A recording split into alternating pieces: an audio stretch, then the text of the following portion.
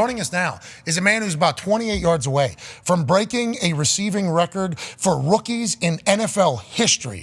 Ladies and gentlemen, out of BYU, Los Angeles Rams superstar, Puka Nacua. Yeah, Puka! Puka, what's up, man? What's up? Hey, sorry we made you wait there for a little bit. We had to go to the bathroom as a unison there, and you're the man, bro. Why do you think, and obviously it's because you're fast and strong and smart, but why do you think you and Matthew Stafford were able to get on the same page so quickly, Puka? It feels like a perfect fit between you two.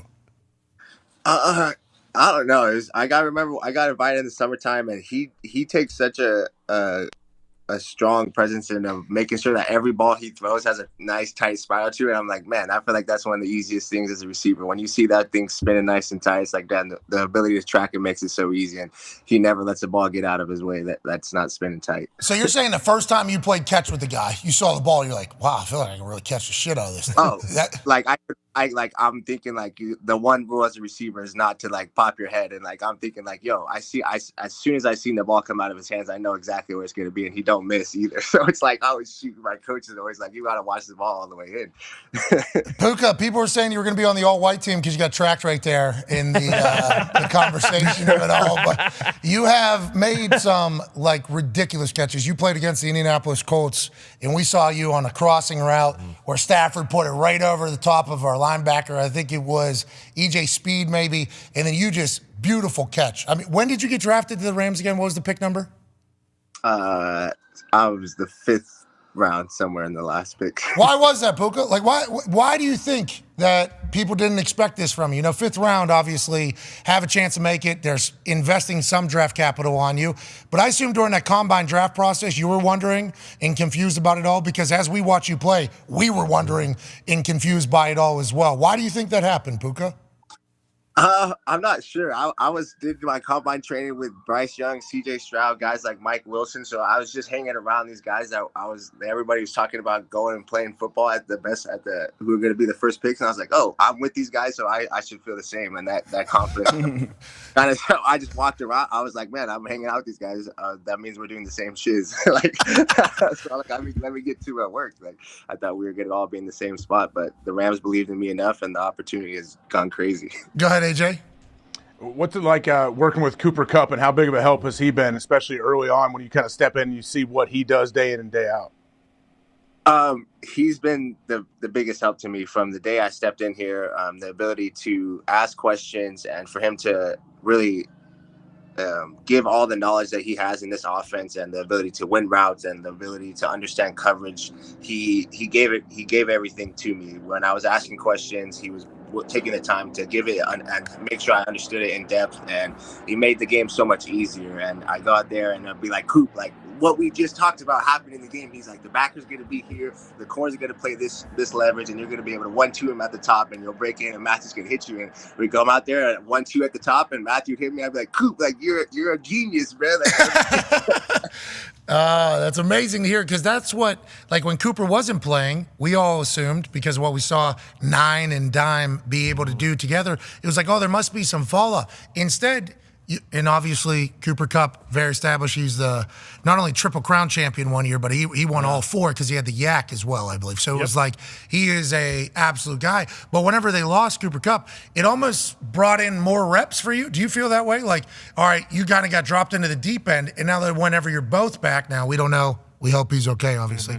But when you're both back, you've become an offense that's seemingly unstoppable. Do you feel that way? And how much is Sean McVay a part of that messaging, and kind of how does he lay it out for your offense? He makes it super easy. He knows that we got some guys who can make plays all over this field, especially with number 23 in the backfield, and guys who have been in the offense, like you mentioned, Kupp and Big Higgs. So they make it easy. They understand how to move and how to win in this offense, and Coach dials it up and makes it super easy for us. So with number 9 in the backfield, when he don't miss, and Coach McVay dialing up all the plays that we got, it's like it does feel like we're unstoppable. Especially with number 10, like he during practice, I'll be lining up like the play calls are so lengthy, I'll be forgetting what the can is. And he's like, hey, you got this, you know this, right? You're going to 28 right here. And he's like, oh, or this is you got the corner on this route when you motion to the backside of the formation. I'm like, all right, thanks, Coop, because I didn't know. I was like, I forgot. Happening on the field? Is that happening on the field? Like right before the snap, because him and Matthew were talking about, hey, like, I'm gonna change the route right here, right before the snap.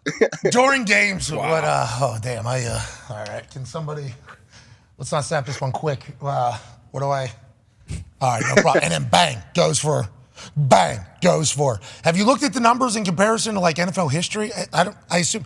It looks like you're having a terrible time, but like whenever it's historic, Puka, you're doing historic things right now. Darius has a question about that. Yeah, Puka, everybody kind of has their expectations, coming in as a rookie into the NFL. What were your expectations kind of coming in, and how was the reality of, touching that NFL field? Obviously, you had instant success. Was there ever a rookie of the year? I mean, welcome to the league moment for you. So what was those expectations versus the reality for you in LA? Yeah, I mean, the expectations, I had two brothers who had my brother had been in the training camp with the Colts during 2021, and then my brother had played 6 years in the league. I was undrafted, played safety. So the idea to get drafted and to go in the 5th round was to be a special teams guy and to take advantage of whatever opportunity was to be given to me. And then the kind of welcome to the NFL moment was like during OTAs. I first got here where no pads on and stuff, but I get a rep with the ones, and Matthew, I have a route where I didn't know I was the number one read. I'm running an under route, and I'm like, I'm going against DK, one of our corners. He's wearing number 1. I don't really know who's who. I'm like, all right, this is my opportunity to like show him what I got. I win the release clean. Matthew dots me up like in stride, and I remember turning upfield and being able to make a move on the safety, and like, oh, that was such a smooth transition, Pook. Like, hey, I remember watching the tape later, and like Matthew did like a little gunslinger thing, and coach and everybody, like all the coaches, like they like no like reactions, but they all just like look at each other on the tape, and I just remember showing it to my siblings. I'm like, yo, this was the one. That's awesome. You believe in yourself, and also the coaches hey, we got a 5th round. Yeah. We got a 5th round Mormon. Hey, we got a guy. It has been, I didn't know you were like this, by the way. Did we know? The man. Awesome. So sick. Pookie, you're fucking awesome, dude. You know what I mean? You are I don't know, the energy that you are bringing through this call. Now, we're running on like 2 hours of sleep, fresh out of the road. Your mana is great. fantastic, Puka. I assume that's what the locker room is like over there in LA. What is the team like? Because what you guys have been able to do here late in this season, come together, play great ball. All eyes are on the playoffs, obviously. Don't want to get you in trouble. You're a rookie wide receiver. We don't need to talk about that. But what is that locker room like, and how has it been for you kind of being dropped into a new culture? It's been crazy. One, my locker mate is Big Rob Havenstein. He's been on the Rams for a long time since they've been in St. Louis and stuff. So it's been somebody super cool to like. He's the OG. So I walk around like I try to be like little bro to him, because I'm like, hey, if I'm next to Big Rob, if you're saying something crazy, Big Rob's finna let you know. So just the vets in our locker room, they're super cool. AD's always laughing. The D line is hilarious because AD he controls that side of the ball and just the energy that they have. But then Matthew and Cooper, just like the two mastermind geniuses that you could just like, they're just like, if they're not talking ball, they're talking something like, why or how do we save more water? Like, how do we get the earth? They're the guys that you want to be around, because that conversation's heightening your skills, your knowledge. Yeah, that's what I am. Is there like, is that in the locker room? Is that at the cafeteria? Where is most hang happening for the Rams? We playing cards? A little bit in the cafeteria and in the locker room for sure. I used to get Kupp out there playing some pig back in the day, earlier in the season, but we've widened down on that, less movement as we've gone later in the season. Yeah, you're an old ass man now, Puka. That's kind of how it goes. Go ahead, AJ. What about your head coach, Sean McVay? Is he like from what you expected, I guess, coming in? What is he like? What's reality like in expectations? I know you said you guys have some super long play calls. We know he's an offensive genius. Also, was the playbook, is that something that is still ongoing, or do you feel pretty confident in everything you guys do?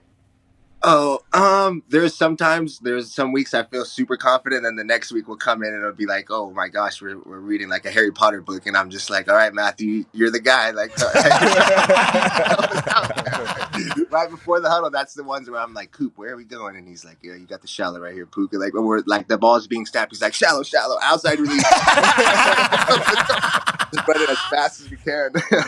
They were telling that story about Kevin O'Connell and the Pastronaut, as he's breaking the huddle, telling what the play is. The thought of you breaking this rookie record while literally as the ball's being snapped, Kupp's like outside release, shallow, and then he's running routes off you, and then Stafford knows exactly where you are. Something special brewing over there, man. Yeah. Something special. Obviously that win against the Ravens, the loss against the Ravens, but taking them to overtime, I think a lot of us are looking back on that going, wait a minute, hold the phone. This Rams team is for real, even though it's supposed to be a transition year. And LA is the right city to be doing it in. Yeah, Puka, how is LA? Obviously, BYU, a little different vibes in Utah, although there's still quaking in both, soaking, some would say. But also, is it tough personally for you because you are a fifth-round rookie and so you're living off like $30,000 in California right now? It is crazy expensive because if I think about how much my rent costs right now, what I would be living like in Utah, man, I would be living like a king. LA. But it is crazy. We're in like, I don't even know what's LA. Everybody says the word. Everybody's like, oh yeah, I'm in LA too. And then they send like the location and they're 2 hours away. And I'm like, there's no chance you're in LA. Like, how sorry, you're not in LA where I'm in LA. I'm in LA. You're in a different state, man. Traffic, you never know. 2 hours might be 2 miles. We were in Pasadena this past weekend for the Rose Bowl. I was staying there. They were in Glendale, and that was anywhere between a 15-minute drive to a 55-minute drive. Yep. Because of the way it is. Yeah, it's crazy, isn't it? You got to live close to the facility, I assume.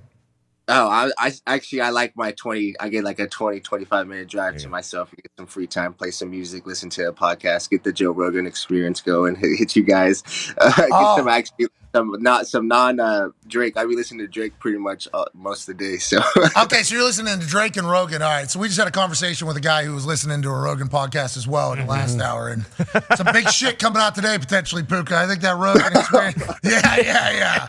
You know, I mean, this is modern world, by the way. Yeah, that's right. This is the exact modern world in the way it is all kind of cooking. Ty has a question for you, Puka. Yeah, Puka, obviously being a rookie, you don't know what you don't know. But in you guys' division, everyone always talks about, hey, the Niners are, until they got, steamrolled by the Ravens, hey, that's the clear-cut best team in football. But as you guys have kind of gone down the stretch here and you've played as well as you've played, you kind of get the sense in the locker room and around the guys like, hey, we are definitely a team that no one wants to play in the playoffs because we're kind of just rolling on all cylinders right now. Yeah, honestly, I'm not gonna lie to you. That sounded like a great compliment. I didn't know where the question was. You said we're rolling. I guess, I feel like we're playing some really good football. But I guess even at the beginning of the season, I didn't. I mean, we came off our week one, we beat Seattle, and then week two going to play against the Niners. There is that the Rams and the Niners is a big game. But I feel like for even at the beginning of the season, we could hang with the best of them. We just weren't able to execute. But it's fun. I think our confidence is high, and it's just coming down to what happens on Sundays. Puka, you're the right guy to ask this question too because it's already been mentioned. Go ahead. Yeah, Tom. as Connor just mentioned it, we were at the University of Utah for game day, and all they were saying is that all BYU does is soak and quaking, and I just wanted to give you a chance. Is that the true, or is it all Utah? Is it just BYU? I don't even know what that means. Yeah, what's the percentage of BYU Cougs that are quaking and soaking? Is this 100% soak rate out there or what? No, not 100%. Quaking must be a Utah thing. I've never heard of that. That I know soaking is for sure. Soaking, you do that down there at BYU, but quaking's got to be. So, it's a bunk bed situation. So quaking is, when you get a teammate on the bottom there, Nate Hardtongue, something like, and then it's a full on the bed. This is what we've learned, Puka. Listen, what are you playing dumb for? Hey, no, that's for sure Utah thing. I have never heard of that over down there at BYU. They don't do that. This is what Ryan Smith was saying, too. This must be the email at BYU. Hey, listen, any of the quaking nonsense, the evolution of soaking, you send that right to Utah. Mm-hmm. That is not what we're getting out. Is that right, Puka? Yeah, BYU is old school. We stick to the soaking is the... That's a staple. We're old school Big Ten football. That's right. We pat the rock. Puka. You're awesome. You are awesome, dude. The NFL is lucky to have you. I want to let you know that. We have no idea how you became a fifth rounder, but watching you grow this year and now getting a chance to.